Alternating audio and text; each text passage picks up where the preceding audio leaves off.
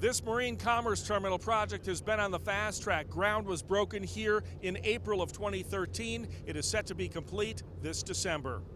But police tell us it's not so easy. If I'm dialing a cell phone call like this, that's legal, but if I'm sending a text doing the very same motion, that is against the law. To help finance some of these restorations over the years, the developer has obtained state and federal historic tax credits. Witnesses tell us that excessive speed might be a factor in this crash. They say the motorcycle first hit that phone pole down there near the white picket fence, ejected the driver and passenger, and then the cycle skidded all the way up here before stopping on Route 6.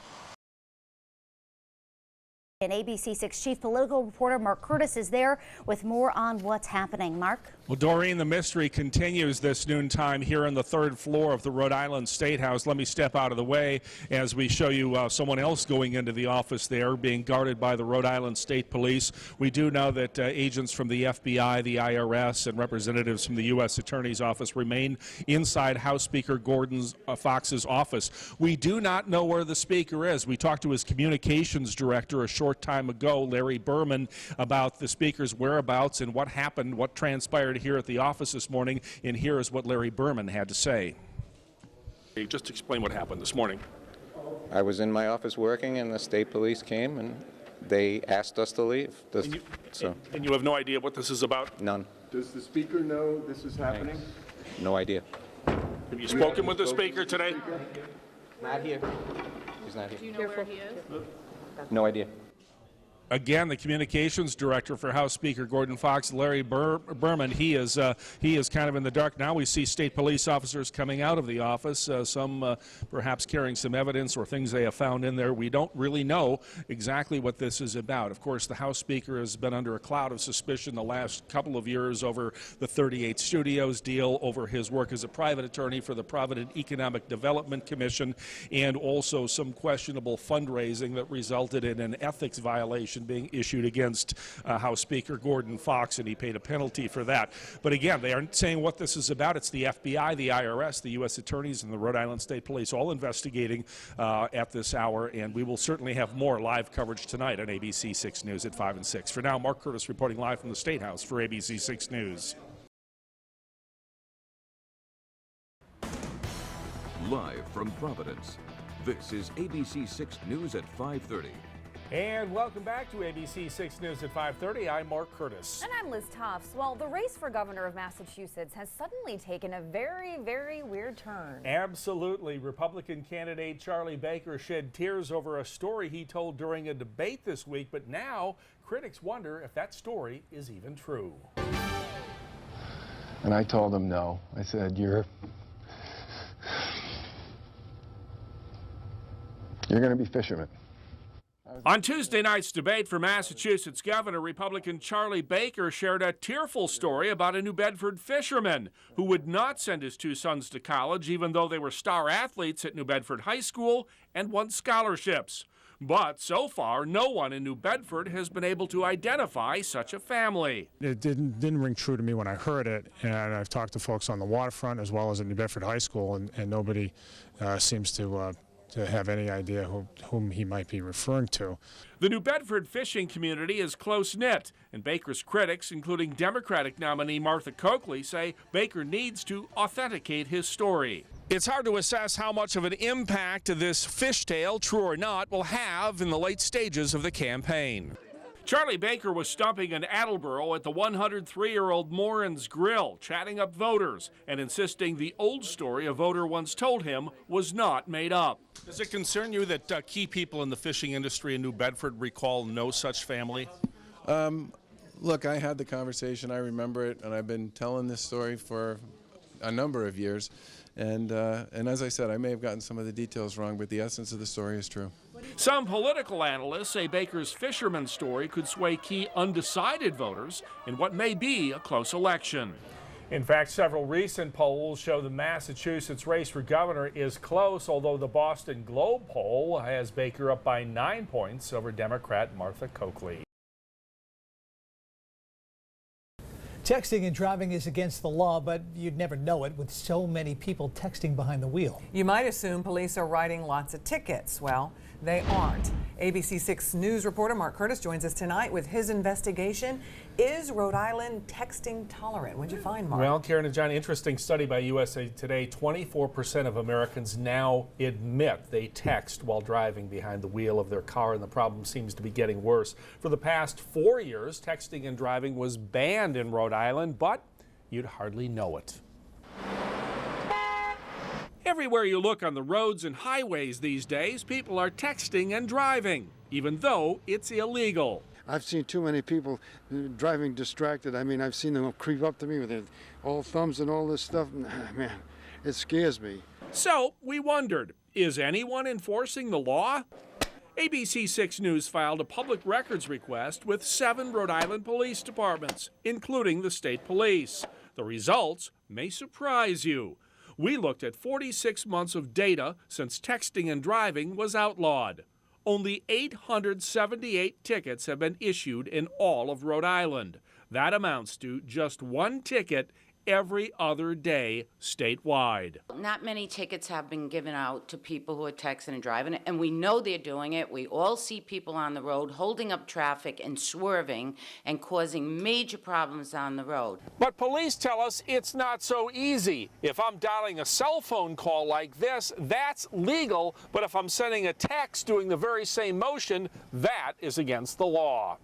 Officers tell us it's hard to tell the difference. So if we don't have any factual basis except we see someone using their fingers to use their phone, if they say they weren't texting, we have to prove they were texting.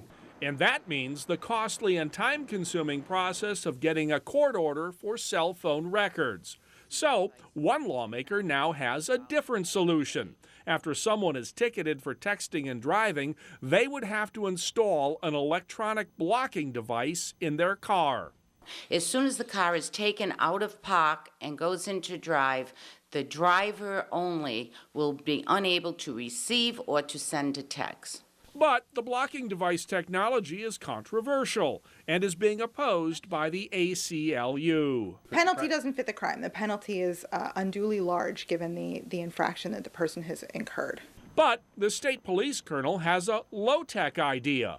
Keep texting illegal, plus make all handheld cell phone calls by drivers illegal too. Unless you take calls on a hands-free headset device, drivers will be forced to put down the phone. We're also going to lobby the legislature again to help us take the phones out of those people's hands so they don't get hurt, they don't get killed. Until the law is changed, many cops tell us there won't be many tickets for texting and driving. And right now, the first offense for texting and driving in Rhode Island brings an $85 fine and a possible 30-day license suspension. All right, assuming that the legislation that Colonel O'Donnell talks about does get presented at the State House and it does become law. I know it's a big assumption, but just what happens in the meantime, though? What are they going to do? 878 tickets over 4 years, 1 ticket a day? I mean, that's embarrassingly low. I think the police departments are concerned about the low number of tickets that have been written in all this time. Colonel O'Donnell told me that they're going to start enforcing with unmarked police cars and also vehicles which are higher up, like SUVs, so you can actually look down into the other vehicle, because a lot of people try and conceal it so it's out of sight. We were videotaping with a camera in our car, and as soon as people saw that camera, they ditched the phone. And, you know, they do the same thing when they see the cherry tops on a police car. Tonight at 5, alarming new numbers out tonight concerning the deadly Ebola outbreak and how many people may catch the virus. Plus, prosecutors believe at least 2 of the 3 dead babies found in the Blackstone House of Horrors were alive at some point. Good evening, everyone, and thank you for joining us. I'm Mark Curtis. And I'm Liz Toff. Some more new details came out in court today about what was going on inside that filthy home in Blackstone. We're not only learning more about the infant remains, but also about what the 4 children living there may have known. ABC6 News reporter Samantha Lavian joins us live in the newsroom with the story. Live in the newsroom, I'm Samantha Lavian, ABC6 News. There are alarming new numbers out concerning the Ebola virus, including the death rate, which has now increased to 7 out of 10 patients. The World Health Organization now saying there could be 10,000 new cases per week within 2 months. And in the wake of yesterday's Ebola scare at Logan Airport, Massachusetts officials are now outlining the state's plan for how to deal with a potential case. ABC6 News reporter Melissa Randall has these details. Governor Deval Patrick reiterating that there have been no confirmed cases. Americans are not satisfied with the way the president has been handling the outbreak. A new Washington Post ABC News poll shows 43% of people surveyed disapprove of the way President Obama has responded to the outbreak, compared to 41% who approve. 16% had no opinion. The poll also reveals an overwhelming majority, 91%, want stricter screening of people entering the U.S. coming from Ebola-stricken countries. And stay with ABC6 News for continuing coverage on this developing health story. As always, you can get updates on our website, abc6.com. A man was arrested in a hit and run in Pawtucket where 3 pedestrians, including a baby, were hurt. 36-year-old Jose Crispin of Pawtucket is facing several charges, including driving without a license. Police say he ran a red light at the intersection of East and Middle Streets yesterday afternoon. A van that had the right-of-way hit his car, forcing it to spin out and hit 2 women and an 8-month-old child. One of the women has a broken arm, the other cuts and bruises, and the baby a broken leg. Police say Crispin took off but was spotted and pulled over a few blocks away. A pilot who forgot to lower his landing gear in New Bedford and did a belly slide down the runway was distracted by a bee. The Airport Commission chair says the single-engine plane slid more than 1,000 feet down the runway yesterday afternoon at the New Bedford Regional Airport. The pilot was the only person on board and was not hurt. He was apparently swatting at a bee in the cabin, and lowering the landing gear slipped his mind. The plane is significantly damaged. The FAA continues to investigate. Text messages, the focus of testimony today in the trial of a friend of accused Boston Marathon bomber Jahar Tsarnaev. An FBI agent read through dozens of texts sent and received by Robel Filipos in the days after the fatal bombing. Officials said Filipos exchanged texts with Tsarnaev and later received a message from another friend telling him to come to Tsarnaev's dorm room. Filipos is accused of lying to authorities about what happened that night. Aaron Hernandez is now allowed to watch the Patriots on TV from inside the Nashua Street Jail in Boston. The sheriff there says the former football star is a model inmate and is doing well in the general population. Hernandez was moved to Boston from Bristol County's jail to be closer to his lawyers. While in Bristol, he was confined to his cell 21 hours a day after being accused of hitting another inmate and threatening a guard. It is 9 minutes after 5 o'clock this Tuesday afternoon. All right, Kevin, thank you. And still to come on ABC6 News at 5, hundreds wait in line today to get the chance to see President Obama, who's coming to a Rhode Island college this week. And at 5:30, more backlash against Buddy Cianci and his past, this time from a Rhode Island senator who used to be Attorney General. President Obama will be in Rhode Island Thursday, and the economy will be on his agenda. He'll be speaking at Rhode Island College, and students are eager to hear his take on student loan debt. ABC6 News reporter Dana Griffin is live at Rhode Island College right now, where people have been waiting to get those free first-come, first-served tickets. Dana? I'm Dana Griffin, ABC6 News. Central Falls getting a facelift thanks to an influx of cash. And cheap gas, the prices at the pump plummeting. How will it affect your heating bill as well? Kevin. Well, it's not unusual. A global slump in demand has gas prices dropping. The average price at the pump is now $3.19 a gallon. That's down 21 cents in the past month, and it may keep plunging. ABC's Karen Travers has more.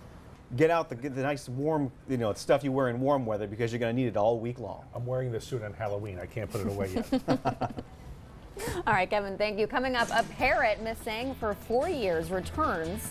Get this, though, with a different accent. And recycling on the rise in New Bedford. Why double the amount of recyclables are now being collected. But first, let's check in with John DeLuca. He's live in the newsroom with What's New at 6. John? Hey, Mark. Well, this is pretty cool. A long lost pet has now been returned. This is Nigel when he disappeared from his home 4 years ago. He spoke with a British accent. He is now reunited with his owner, but he now speaks Spanish. Little is known about Nigel's whereabouts the past 4 years. That's amazing. I didn't know that would happen. Imagine if I ran away from home and came back with a different accent for the news. Don't run away. We need you here, all right? Ken? That's a good one. All right. Live from Providence, this is ABC 6 News at 5:30. And welcome back to ABC 6 News at 5:30. I'm Liz Tufts. And I'm Mark Curtis. We are just weeks away from the Providence mayoral election, and another chorus of voices has come out saying Buddy Cianci is not fit to be mayor for a third time. But Cianci says the past is the past. Well, the congressional races are also starting to heat up 3 weeks before the election. Today, the candidates for the 1st district seat in the U.S. House of Representatives faced off, and there were some fireworks. I said I would support him. He asked said, whether you would vote for him. No, he yes. did. No, he did not. The debate got feisty at times at the Laurel Mead retirement community. The candidates from Congressional District 1 differing sharply on key issues.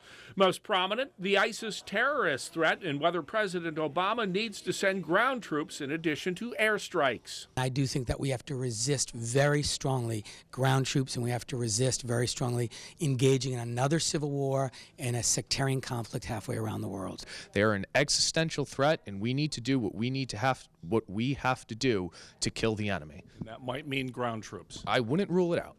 As for the Ebola crisis, neither candidate favors any international travel ban, at least for now. Congressman Cicilline has faced 2 tough Republican challengers in his past congressional races, and this year his Democratic opponent in the primary got 38% of the vote without hardly campaigning at all. Can I just finish? The candidates agree the economy is the key issue, though they differ on how to fix it. Growing the economy, strengthening the middle class. We don't need another Republican vote for tax cuts for the wealthy, for billions of dollars in subsidies for big oil. We need to have a favorable tax structure to drive private sector investment and turn our economy around. Is that going to happen overnight? No. Cicilline has held public office for 20 years. Lynch, a Marine veteran, is a first-time candidate. Also today, Congressman Cicilline defended the White House, saying it's doing all it can to fight Ebola. Cormac Lynch, though, says the president and public health officials in Washington could be doing much, much more. Rhode Island U.S. Senator Jack Reed stopped by the Patuxent River today. He was checking on the progress of the multi-million-dollar restoration project ongoing there to fix the damage from the massive floods of 2010. Crews have been working to permanently stabilize the river bank. Now today we're looking at a project that's going to save not only these structures but actually the economic prosperity in part of the community. Senator Reid is talking about structures such as the Nathaniel Green Bridge that was heavily damaged in those floods. The work there is scheduled to wrap up soon. President Obama is hosting a summit outside Washington with the defense ministers of 20 countries. The goal is to find ways to combat the growing threat from the Islamic terrorist group ISIS. ABC's Karen Travers has more. Karen Travers, ABC News, Washington. Still to come on ABC 6 News at 5:30, McDonald's has a new campaign to show everyone what's really in its food. In consumer news tonight, McDonald's has launched a new social media campaign hoping to change the image of its food. The fast food giant is asking people to submit questions via Facebook, Twitter, YouTube, and other social media about what's in McDonald's food and how it is prepared. They will then answer those questions with webisodes and other social media content. If you have a new 4K TV and Netflix, be prepared to pay a little bit more. The streaming service has announced that all ultra-high definition content will cost $11.99 a month. That's a $3 a month increase. Netflix started streaming 4K movies and TV shows back in April. Good Will Hunting stars Ben Affleck and Matt Damon are teaming up again, but this time for a thriller on the Sci-Fi Channel. The movie is called Incorporated. It's described as a spy thriller about a man trying to beat a corrupt world. Affleck and Damon will serve as executive producers. No word yet on a release date at this time. And now, Southern New England's. And the Celtics and the Nets will play 44 minutes on Sunday. The NBA is experimenting with a shorter game, 4 minutes shorter and less timeouts. Might speed things up and also might keep players healthy as the season goes on. Nothing definite, but try it. I'm all for it. I'm not a big NBA fan. Shorten the games. There you go. Guys, I want to lengthen this weather to maybe another couple of weeks. How would that sound? Well, we're going to get another few days of mild weather. Good chance of rain on Thursday. Otherwise, we're looking good through the weekend when it starts to cool off. All right, lots of news today. John and Allie are up next. Stay with us at 6. Have a great night.